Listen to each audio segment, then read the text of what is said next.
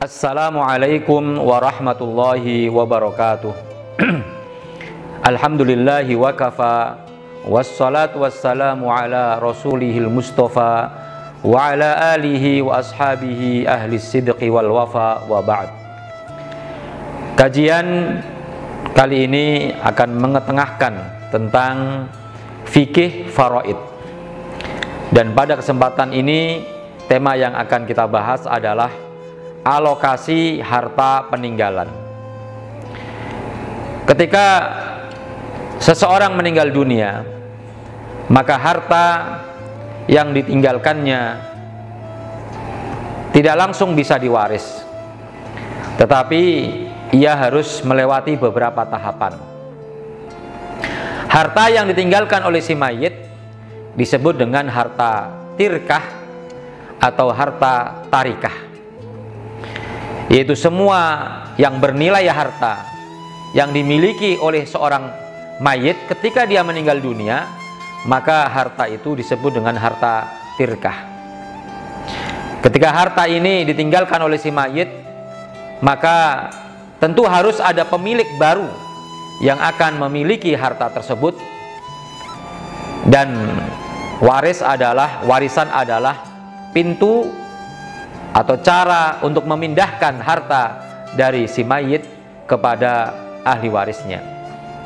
Nah, harta tirkah atau harta tarikah, yaitu harta yang ditinggalkan oleh si mayit sebelum diwaris, maka ia melewati beberapa fase penggunaan dan alokasi harta yang ditinggalkan oleh si mayit. Yang pertama adalah digunakan untuk mengurus jenazah. Si mayit yang meninggal dunia tentu harus dilakukan prosesi, dari mulai mengkafaninya, mensolatkannya, mengantarkannya, kemudian menguburkannya. Maka barang tentu proses hal ini membutuhkan biaya. Jika biaya yang dibutuhkan dalam proses pengurusan jenazah ini sudah ada yang menanggung, baik secara individu atau secara kolektif, maka tentu tidak perlu diambilkan dari harta tirkah. Tapi kalau seandainya tidak di cover oleh siapapun, maka diambilkan dari harta tarikah. Bisa kita gunakan untuk membeli kain kafan dan seperangkat kebutuhan yang lainnya. Digunakan untuk beli bensin, mengantarkan jenazah dengan mobil ambulan. Termasuk juga adalah untuk membeli tanah yang akan digunakan untuk mengubur si mayit, serta hal-hal yang lainnya yang digunakan untuk kebutuhan-kebutuhan pengurusan jenazah hingga si mayit ini sudah dikebumikan. Ketika ternyata harta yang dimiliki ini banyak dan sudah bisa mengcover, mencukupi semua kebutuhan pengurusan jenazah, maka kemudian menginjak kepada langkah yang kedua. Fase yang kedua adalah harta itu digunakan untuk membayar hutang. Karena dalam Al-Quran disebutkan min ba'di wasiyati yusi biha audain. Jadi ada hutang. Warisan itu diberikan setelah harta peninggalan itu diberikan untuk wasiat dan untuk membayar hutang. Tentu membayar hutang ini menjadi sangat penting, karena membayar hutang adalah salah satu kewajiban yang harus ditunaikan oleh si mayit saat masih hidup, baik ia berhutang kepada manusia atau hutang kepada Allah Subhanahu wa Ta'ala. Kalau hutang kepada manusia, tentu kita sangat paham ketika kita membeli sesuatu dan kita tidak memiliki uang yang cukup, maka kita berhutang. Dan hutang ini adalah sesuatu yang dibolehkan dalam Islam. Dan juga bagi orang yang menghutangi, maka ia beramal ibadah karena ia telah menolong saudaranya untuk menyelesaikan urusannya. Tetapi orang yang berhutang berkewajiban untuk membayarnya. Namun ketika semasa hidupnya ia belum sempat untuk membayar hutang tersebut, maka harta yang ditinggalkannya harus diambil untuk digunakan membayar hutang tersebut dan didahulukan daripada warisan. Nah, sementara harta hutang kepada Allah Subhanahu wa taala adalah hutang kepada Allah yang ada kaitannya dengan harta. Seperti misalnya ada orang yang berhutang bayar fidyah, bayar dam, ya, bayar kafarah, termasuk zakat. Mungkin juga ada yang punya hutang haji, ada orang yang sudah membayar ONH, kemudian belum sempat melaksanakan ibadah haji, sudah meninggal dunia. Maka itu bagian dari hutang kepada Allah Subhanahu wa taala yang harus ditunaikan. Dan hutang kepada Allah lebih berhak untuk ditunaikan, kata Rasulullah sallallahu alaihi wasallam, "Fallahu ahaqqu an yuqda." Hutang kepada Allah Subhanahu wa taala itu lebih berhak untuk dibayarkan. Namun timbul sebuah pertanyaan, mana yang didahulukan? Kalau seandainya ternyata hartanya tidak cukup untuk membayar hutang kepada manusia dan hutang kepada Allah Subhanahu wa taala. Jadi ada orang yang memiliki hutang kepada Allah dan hutang kepada manusia. Lalu ia berkewajiban untuk membayarnya. Dan ternyata harta peninggalannya tidak cukup untuk membayar keduanya. Maka mana yang harus diutamakan? Disinilah para ulama kemudian berbeda pendapat. Sebagian ulama mengatakan hutang kepada Allah lebih didahulukan daripada hutang kepada manusia, sebagaimana dalil dari dasarnya adalah seperti yang tadi saya sebutkan, bahwa fallahu ahaqqu an yuqda, bahwa hutang kepada Allah itu lebih didahulukan untuk dibayarkan. Tapi sebagian lagi ulama mengatakan bahwa hutang kepada manusia lebih didahulukan daripada hutang kepada Allah Subhanahu wa taala. Mengapa demikian?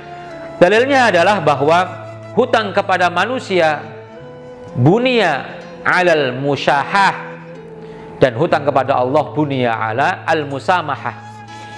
Hutang kepada Allah dasarnya adalah tasamuh, toleransi. Artinya kalau ada orang berhutang kepada Allah dan belum dibayarkan, maka dia bisa bertaubat kepada Allah Subhanahu wa taala, dan Allah bertoleransi atas kekurangan dan kesalahan yang dilakukan oleh hambanya.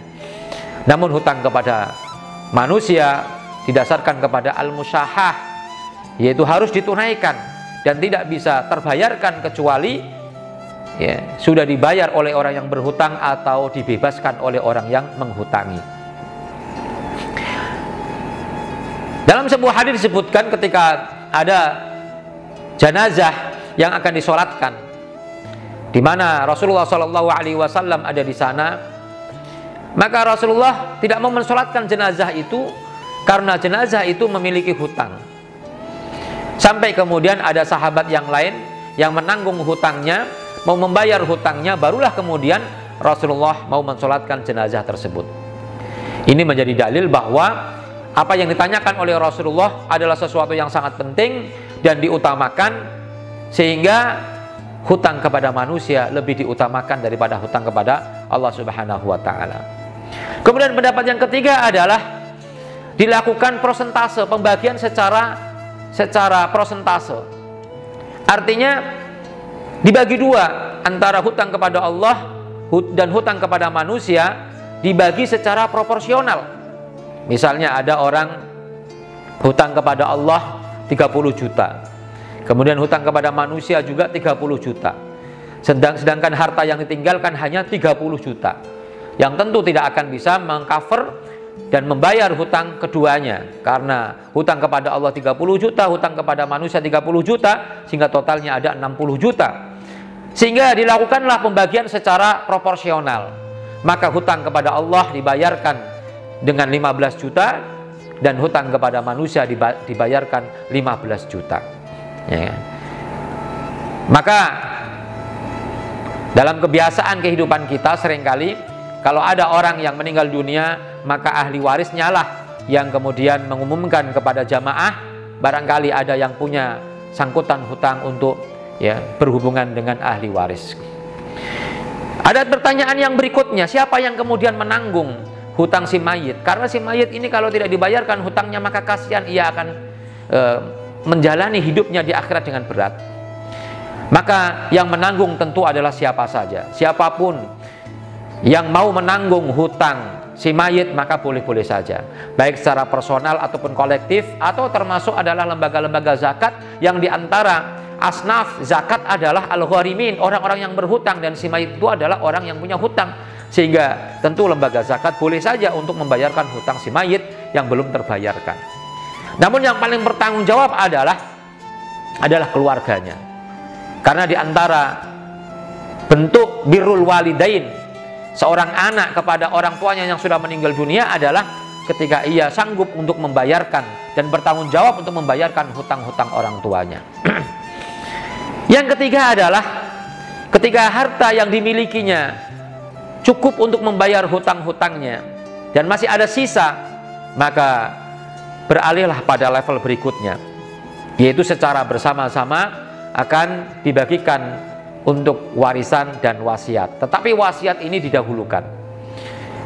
Wasiat ini didahulukan karena ayatnya adalah mim ba'di wasiyatin yusi biha autain. Jadi wasiat didahulukan daripada warisan. Namun wasiat ini dibatasi. Ya.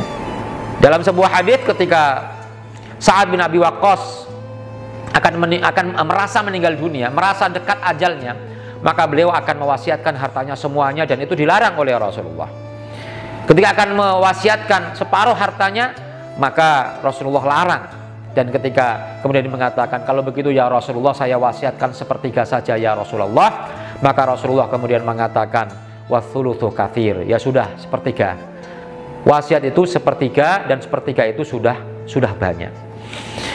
Maka ketika sisa harta yang dimiliki, misalnya harta peninggalannya tinggal 50 juta, maka wasiatnya ada 25 juta, maka harus dikurangi, hanya boleh sepertiga saja, sehingga ya, wasiat itu hanya boleh diambil sepertiga dari 50 juta, sisanya baru kemudian dibagikan kepada ahli waris. Kemudian perlu juga dicatat bahwasanya wasiat itu tidak diberikan kepada ahli waris, karena Nabi mengatakan la wasiyata li warithin, tidak ada wasiat bagi ahli waris. Mengapa demikian? Karena wasiat itu sengaja dibuka dan disyariatkan oleh Allah Subhanahu wa taala dalam rangka untuk memberikan bagian kepada mereka yang tidak mendapatkan warisan. Seperti misalnya ada yang punya anak angkat, punya cucu yang tidak mendapatkan warisan, keponakan, sepupu, dan yang lainnya yang tidak mendapatkan warisan, maka mereka boleh diberikan wasiat. Dan wasiat hanya dibatasi 30% atau sepertiga, dan hanya diberikan kepada non ahli waris. Karena kalau ahli waris juga mendapatkan ya, wasiat, maka bagiannya akan menjadi banyak. Bagian dia mendapatkan warisan dan juga bagian wasiat, sehingga melebihi apa yang telah ditetapkan oleh Allah Subhanahu wa taala. Nah, yang terakhir adalah ketika sudah wasiat ditunaikan, maka barulah harta itu diberikan kepada ahli waris. Ahli waris yang berhak untuk mendapatkan harta warisan. Tidak semua kerabat adalah ahli waris, dan tidak semua ahli waris mendapatkan warisan. Misalnya seorang cucu dari anak perempuan adalah kerabat, dia bukanlah ahli waris. Tidak semua kerabat adalah ahli waris, dan ahli waris juga tidak semua mendapatkan warisan karena terhalang. Misalnya ada anak laki-laki dan ada cucu, maka cucu dari anak laki-laki tidak akan mendapatkan warisan walaupun dia ahli waris, tapi tidak mendapatkan warisan karena dia terhalang oleh orang yang lebih dekat dengan si mayit. Demikian kajian faraid dengan tema alokasi harta peninggalan si mayit. Wallahu a'lam bishawab. Semoga bermanfaat. Aqulu qouli hadza. Wassalamualaikum warahmatullahi wabarakatuh.